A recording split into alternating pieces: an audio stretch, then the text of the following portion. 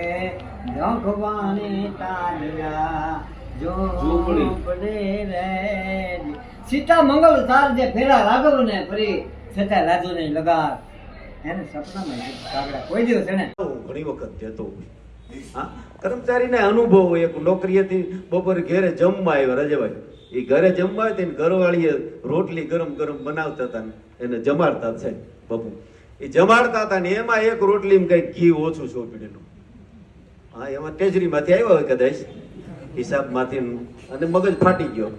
એની ઘરવાળીને કે આમાં રોટલી ઘી ચોપડજો, અમે કેટલા મગજના કામ છે ત્યાં કેટલી મહેનત કરતા હોય.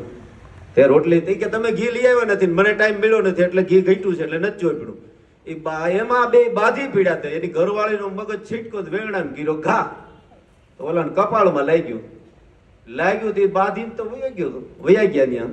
એ ઓફિસે જઈને હજી ટેબલમાંથી આમ ગોઠવતા હતા, બેઠા આવીને બાધીને તા એક જણો આવ્યો, આવીને કે ઓહો સાહેબ તમને કપાળમાં મોટું ઢીમણું થઈ ગયું કે હા હું હમણાં ઓફિસે આવ્યો ને એટલે પગથિયા ચડતો હતો ને તેમાં પગ લપટી ગયો ને તે એમાં પડી ગયો, એમાં ઢીમણું થઈ ગયું. એને જ ન કહેવાય કે આ રહોડામાં રમરમાટી બોલી ગઈ હતી. તો ઓલો કે સાહેબ ઘેરેજીને એક કામ કરજો, થોડું ઘી સોંપડી દેજો. જરાસી કાટલી તો ફરિયાદ કહા લે જાય, અમે 32 છે તું એકલી છું, જરીક કાપી લેશું તું કોને ફરિયાદ કહેવાય. એ બહુ દાંત દબાવવા માંડ્યા ત્યારે જીભે એટલું જ કીધું સાચી વાત છે તમે 32 છું હું એકલી છું. એટલે જીભે જવાબ દીધો કે તું 32 મેં અકેલી રહત દિન રેન માય, જરાસી ટેડી ચલી તો 32 ગીર જાય. કોકને એક હોપડાવું ને તો 32 નો ઢગલો કરાવી નાખો. પણ આ નહીં, પણ શક્તિ જે ભગવાન ઈશ્વરની શક્તિઓમાં છે.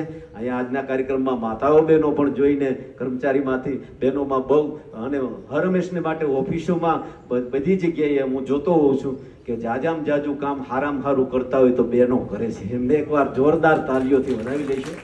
કારણ એટલા માટે છે, કારણ અને હકીકતને બહેનોમાં ચોખવટ બહુ હોય રાજભાઈ. બહેનો કોઈ પણ વસ્તુ લેવા જાય ને તો પહેલેથી જોવા જાય, બીજે દી લેવા જાય ને ત્રીજે દી બદલાવા જાય.